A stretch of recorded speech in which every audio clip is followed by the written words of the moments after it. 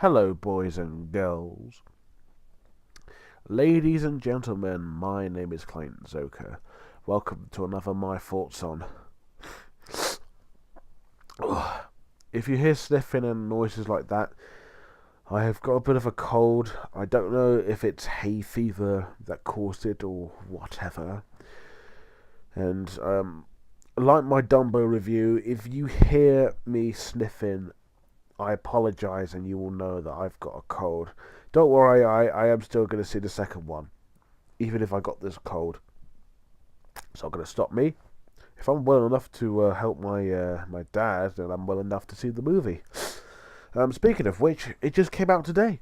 Secret Life of Pets 2 is officially out in UK cinemas.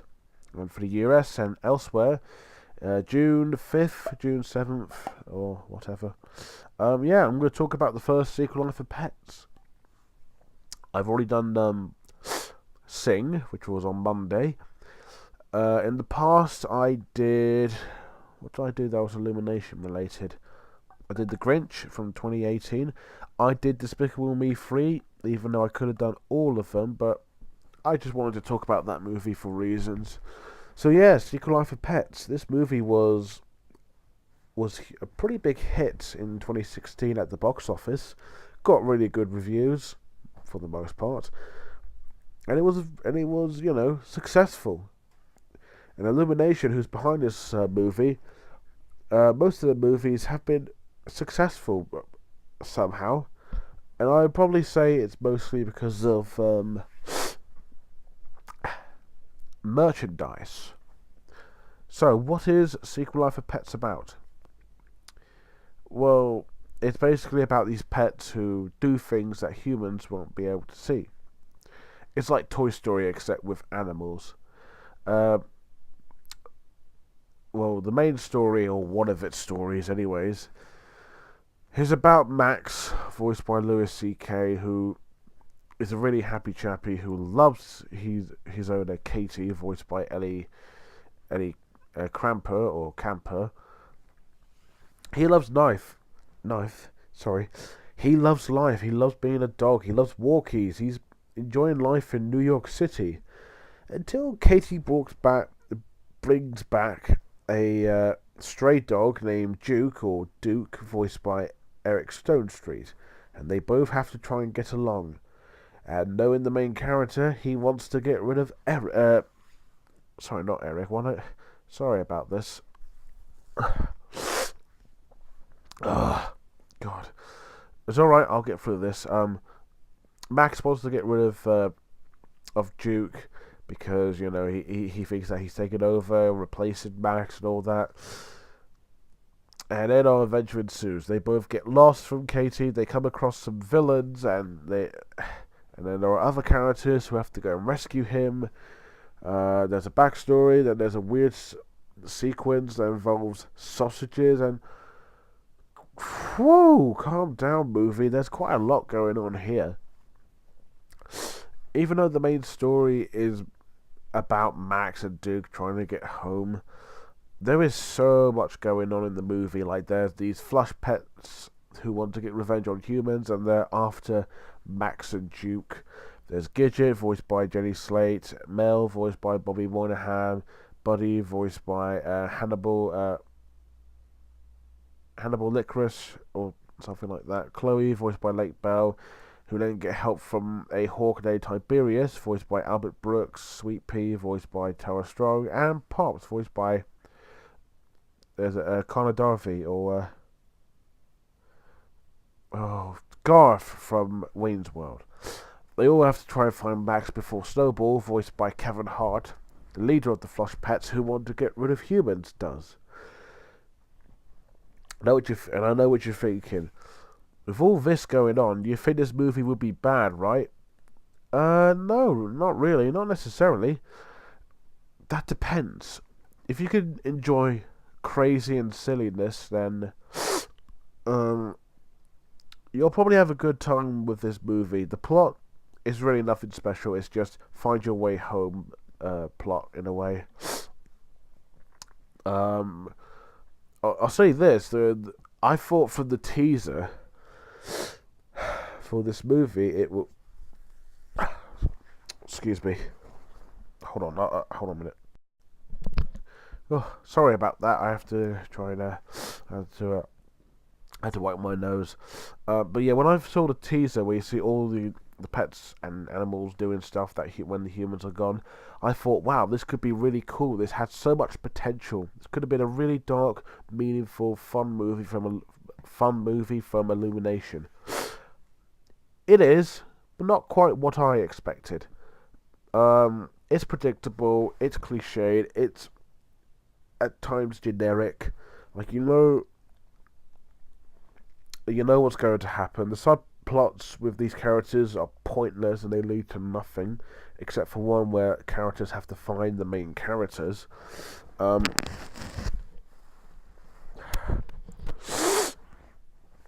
Excuse me. The humour is, for the most part, quite funny. I'll give it that. Many of its toilet humour is not on the nose, and there isn't a lot, from what I can tell. But the humour is pretty, it's kid friendly. It does have a few adult humour in there as well, which is fine. The humour is pretty enjoyable and doesn't feel forced, so that's good. When it tries to be emotional, it doesn't have a lot to it, but it has heart. I'll give it that. It does have heart that works with the relationship between the pets and the human and the humans. Also, the movie's action-packed. When it comes to Mac and Duke escaping from the flush pets in the sewer, it's quite fun. And there's many more like that that's engaging and fun. I'll give it this. Excuse me. There's a lot of animated films that would go on forever. And despite this movie not offering a lot in terms of quantity and just in quality, for a quick family movie, this is actually quite short. It goes by quite quickly. Sure, it has too much going on and it makes the movie very messy, but it's short and it does end quite nicely, and the loose ends are all tied up. It goes by quickly and it just comes and goes. Sure, you might forget about it, but in a way, it was an adventure that I wouldn't forget. There was nothing original or amazing about the story, but at least it did the best it can with the short running time and these humorous gags.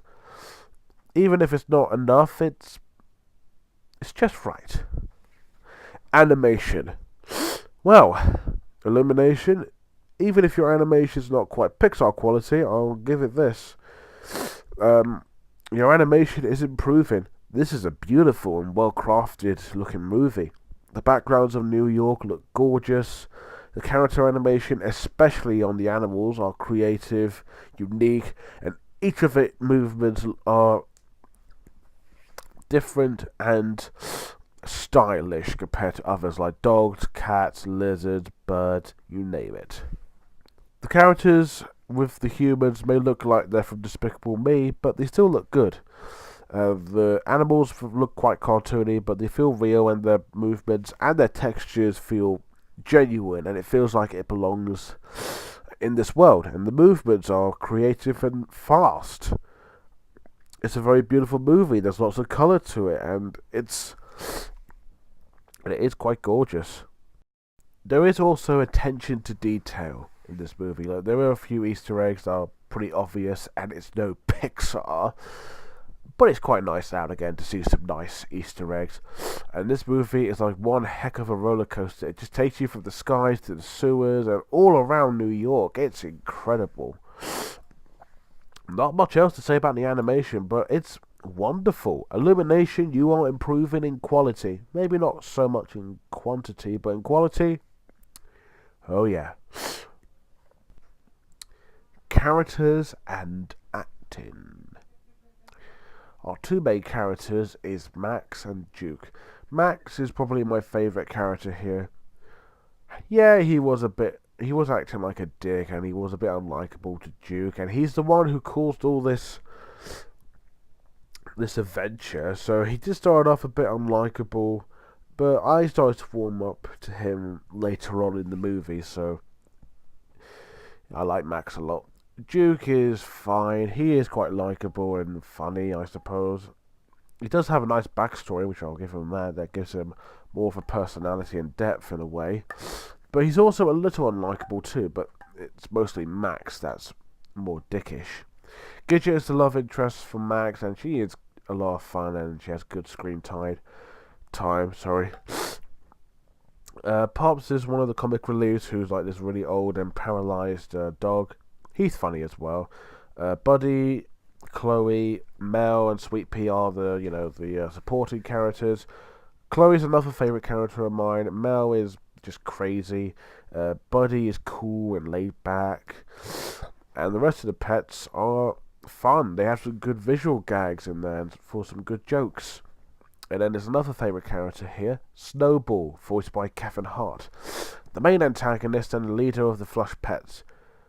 Now this character is crazy. He is devious, funny, crazy, cute, adorable, and I wish there was more to him.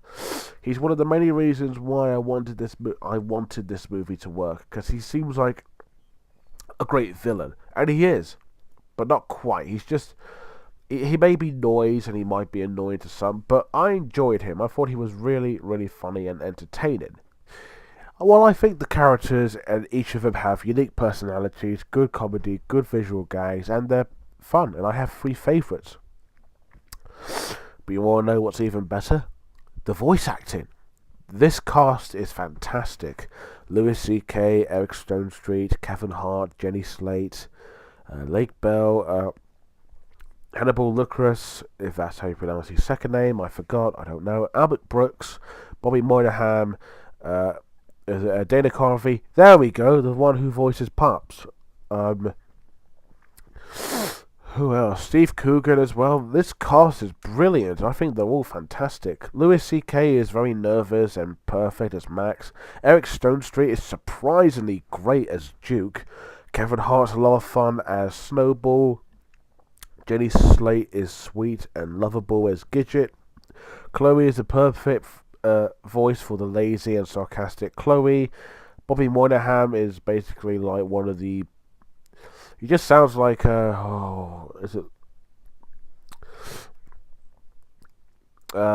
think it's Dewey from the DuckTales 2017 reboot.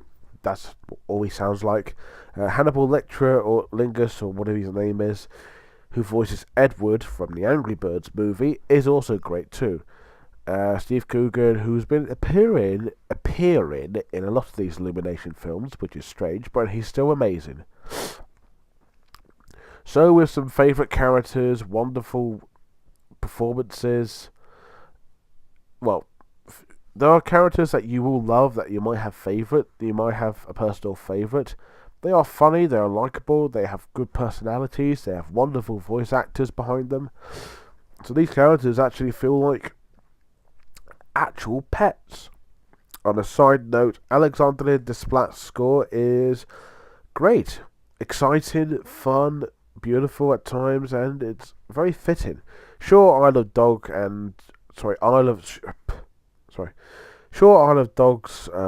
Fantastic Mr. Fox score is better and more memorable. This one is still good, and I can still listen to it all day. It has a great style to it. I'll be honest, I was a little disappointed with the movie since it wasn't quite what I wanted. But, is it terrible? No, far from it. Is it great? Not really. But it is good. Secret Life of Pets may not be a strong Illumination movie, and it may not be one of 2016's better animated films, or films in general. It is quick, it does go by quite quickly, and you probably will forget about it, but thanks to the well-crafted and wonderful animation, great voice acting, memorable characters, a lovely score, and a very clever idea with a decent story. If you like Illumination, watch it. If you don't, then you'll hate it as much as Minions. If you want to watch something that's quick for the family, that's just something that they can watch while they haven't got anything to do, put this on. It won't hurt them. It is fun. And yeah, I will give the movie a 7.5 out of 10. And I've just remembered Sing is 7.6, so this is not far behind. So tomorrow, hopefully, I will do Secret Life of Pets 2. I'm seeing it tomorrow. I might review it tomorrow or Sunday. And hopefully this cold goes away. And if it doesn't, I can't promise anything. I can try and go, but if my parents say I'm not well enough, then I can't.